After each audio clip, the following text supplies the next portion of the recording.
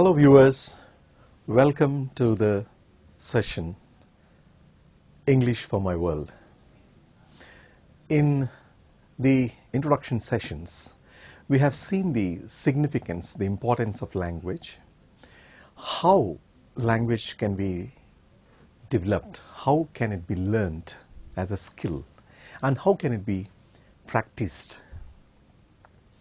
I'm going to continue by focusing on listening, because we can speak well when we can listen well. So listening, God has given us 2 ears and 1 mouth so that we can listen more. Listening skill can be acquired by practice. Swimming, cycling, riding, listening. So when we listen, by listening attentively and carefully, we understand, we decode the message that is spoken. It is a passive skill, it is a receptive skill, listening to the spoken language. So the more the practice, the better the proficiency. And the confirmation or acknowledgement of listening is presented in terms of nodding the head, frowning, in terms of pauses, in terms of carefully listening to the speaker. Right. So let us now look at the types of listening, or how this listening happens during the process or during the course of conversation, communication. We have 2 types of listening that happen. Let me first of all tell you the first type, that is bottom-up listening. In this type of listening, for instance, a chef is explaining how to prepare a dish, for example, biryani, on a TV channel. And the listener, who is a fresher, who is not an experienced cook, listens to the instructions, to the directions, step by step, very attentively, in terms of bottom-up listening.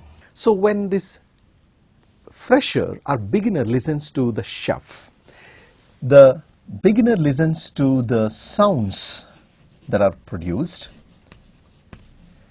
to the coherence.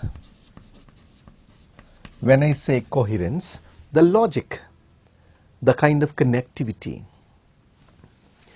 and the cohesion. When I say cohesion markers,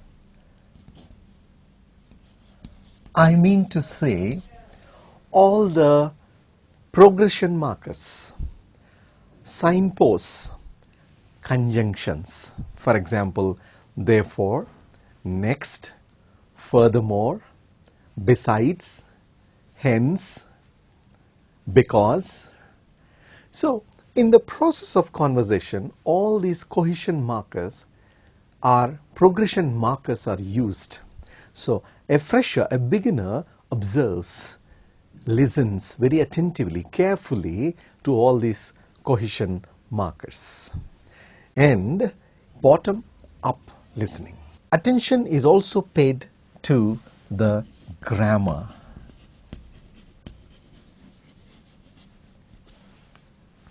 Words, pronunciation,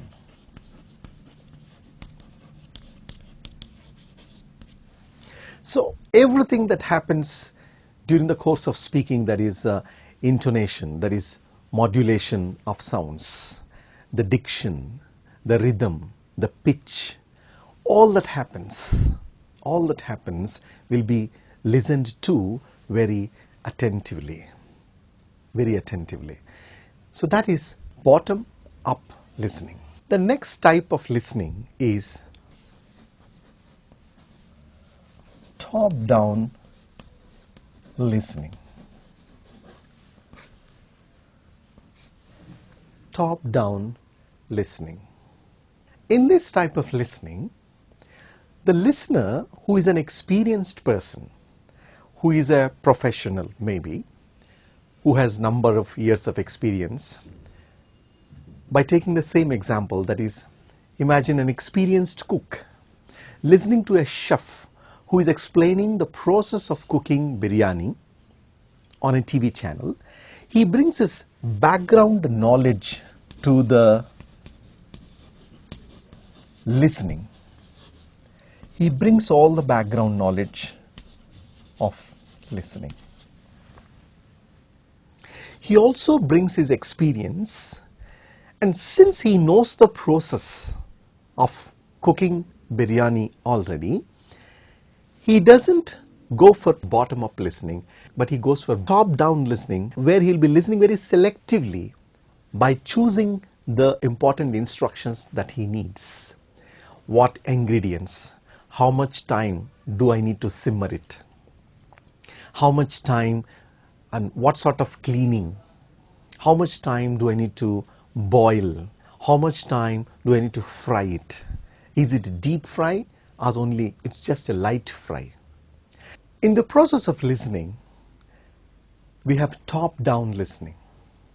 In top-down listening, the experienced cook brings his background knowledge and background experience of cooking. This is where top-down listening happens, where selectively he listens to the important directions and instructions. Whereas in bottom-up listening, it happens when a fresher or when an inexperienced person listens to the instructions, to the directions of cooking. He focuses on every sound, every coherence marker, because he is learning it afresh, learning it new. So attention is paid in detail to every word, every direction, every instruction that is presented by the speaker. Right. Now that we have seen the process of listening under two headings, that is bottom up and top down, two types of listening, we are now going to look at the various other types of listening under different headings. The first one is casual listening, listening casually.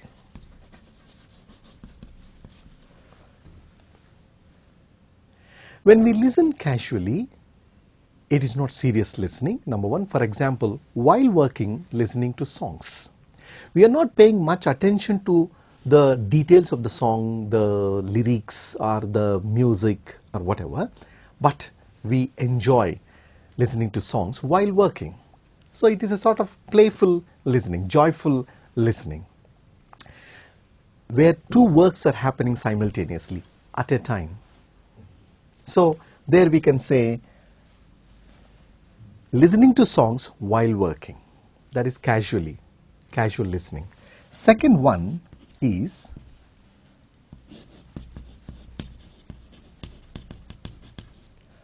attentive listening.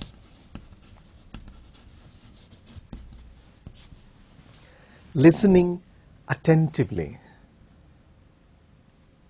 For instance, when we listen to lectures, when we listen to in the classroom, attentive listening happens. There is no question of deviation. If we deviate, there are chances of missing some important points. So it takes some time for us to again come back to the lecture that is being given or to the kind of summary that's being given. So attentive listening happens during lectures, during classroom teaching. Right. The third one in the process after casual and attentive listening, it is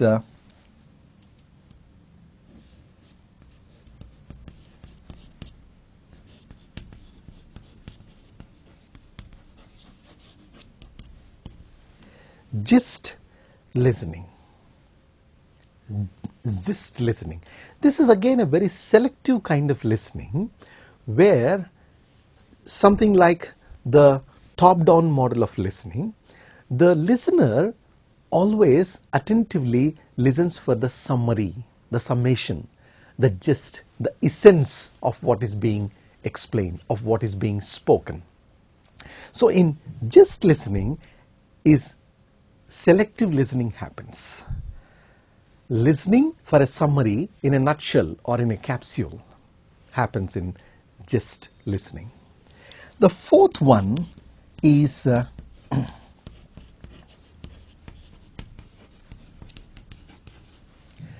appreciative listening. Appreciative listening. So as the very name suggests, as the very name explains, this listening is done to appreciate what we listen. For example, it can be speeches. Listening to speeches, we appreciate when we listen to some, for example, it's a motivational speech. So when the kind of quotations, the kind of motivation, inspiration that we draw, that we derive from the speech is appreciated. We say, wow, what a great speaker, what a sort of oration, what a sort of speaking command. We appreciate it. Maybe quotations, or maybe poems, maybe the kind of taglines or punchlines. So all this is appreciative listening. Maybe drama. When we listen to dialogues in drama, we appreciate the dialogues that are presented. So these are the four types of listening. In fact, listening is the neglected skill. We pay more attention to speaking most of the time. Speaking most of the time. We speak more and listen less. In fact, we should listen more and speak less. It is necessary to speak, but before we speak, we should listen more. We should understand more. We should try to understand the feelings, the emotions, the ideas, views and opinions of the other person, of the opposite person. Right. Now that we have seen the process of listening, the importance of listening, and the types of listening. Now let me give you some examples of listening where different tones are mentioned. You see, in listening, tone and tenor plays important role. Diction plays important role. Modulation of voice plays important role. So even now while I'm talking to you, while you are listening to me, I'm trying to apply intonation, modulation, falling tone, rising tone, okay, stress wherever necessary, rhythm wherever necessary, correct pronunciation wherever necessary, correct mix of words, all along with gestures, facial expressions, body language, whatever we say, that is used in speaking. Now, let me give you the example of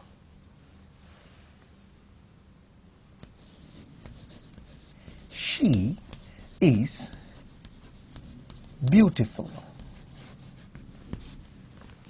When I say she is beautiful, I can say that in three different ways. One with a falling tone, where I say she is beautiful. Now, while appreciating beauty, we don't use falling tone. So when I say she is beautiful, the appreciation is not done well. The same thing if I say she is beautiful, the appreciation is different. It reflects I am really appreciating her beauty.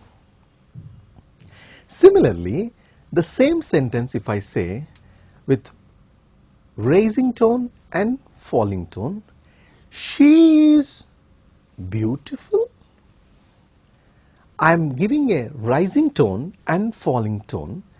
She is beautiful. It is as if asking a question, is she beautiful? Do you say she is beautiful?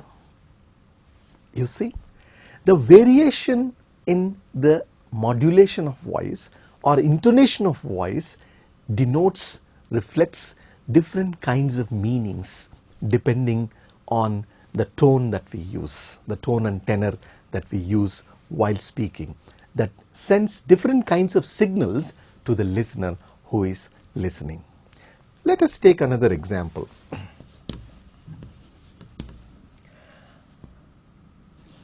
Can I have a ride?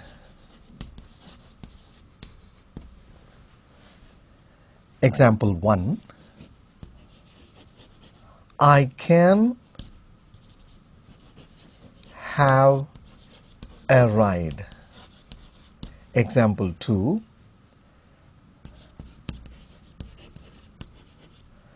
Have a ride with me.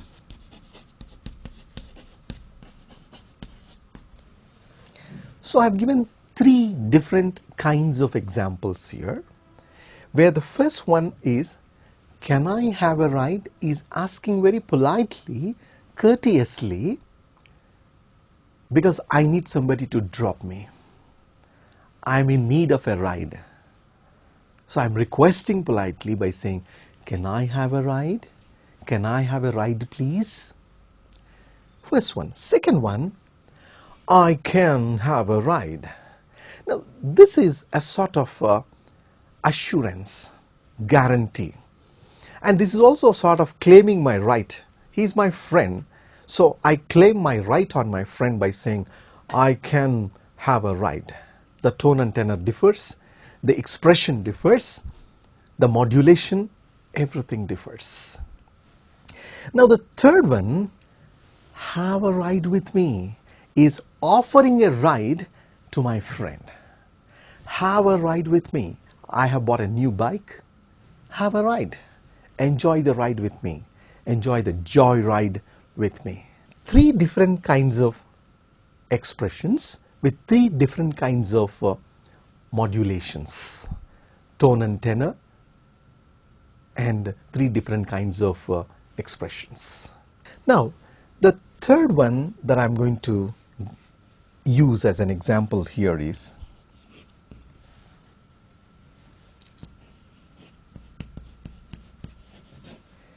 "66 went to the war." These are like riddles. 66 went to the war. 6 were killed. How many will remain? Now in this pronunciation, when the listener is only listening to the speaker, he listens 66 as 6 number. So when I ask them, in these 66 people who went to the war, 6 were killed, how many would remain? The speaker would say 60 will remain, because 6 of them were killed. Actually, the spelling here is 60 is S-I-X-T-Y, 6 is not S-I-X-6, 6 is S-I-K-H-S 6. I mean to say Singh or Sikh, who wears a turban, who is usually in the army.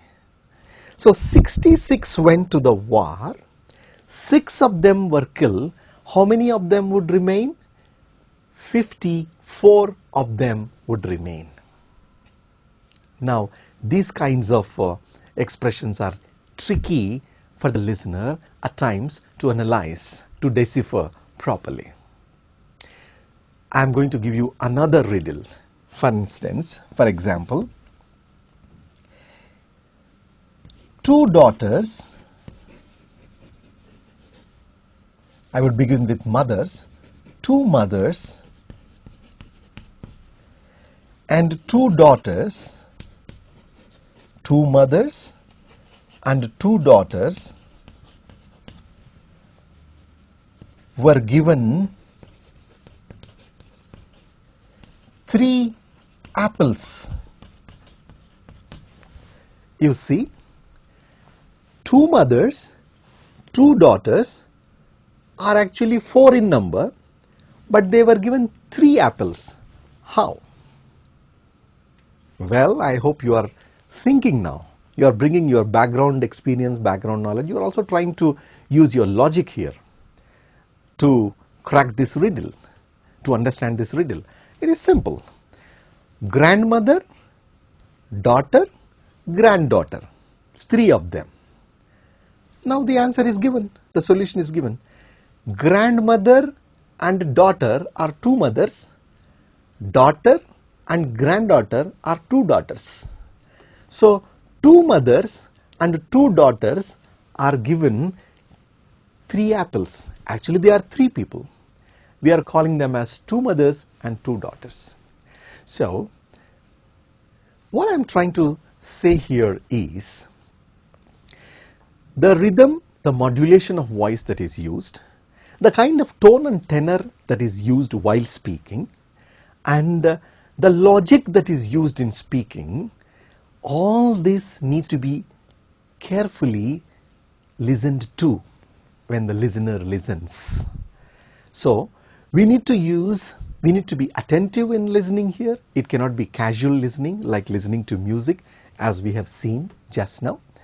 And it cannot be also the gist listening where only the selective listening takes place. Maybe experienced people, experts, masters, or people who are proficient, who are masters, experts, they can use the top-down listening.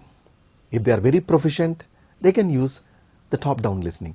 But attentive listening is better because you will pay attention to sounds, the progression markers that are used by the speaker, the diction, the intonation, the modulation of voice. All this will help the listener understand the speaker in a better way so that the listening is fruitful, productive, result oriented, so that the listener is fully satisfied by the way the speaker speaks. So that is all about listening, which is the crucial factor for speaking. You want to become a better speaker? First of all, be a better listener, a good listener. Because a good listener is a good speaker, and a good speaker is a good listener. A good reader is a good writer, and a good writer is a good reader. So that's it, viewers. We have seen so far the complete process of listening, the types of listening, the importance of listening, and also some of the riddles like 66 went to the war, and about 2 mothers and 2 daughters where apples were given to them. We have also seen the examples where we use the falling tone and the rising tone. Where do we use the polite voice? Where do we use the voice that is very assuring? All that we have seen. Remember, for the speaker to proceed, the acknowledgement of the listener is again very important. Maybe the way you listen should be acknowledged in terms of frowning, in terms of nodding, in terms of your facial expressions. All this will encourage the speaker to go on, to proceed. In fact, most of the Americans say, right, go on, yeah, we are with you. This kind of appreciative listening happens when Americans listen to the speakers. Thank you for watching. I hope the program on listening has been very useful and resourceful to all our viewers. Thank you.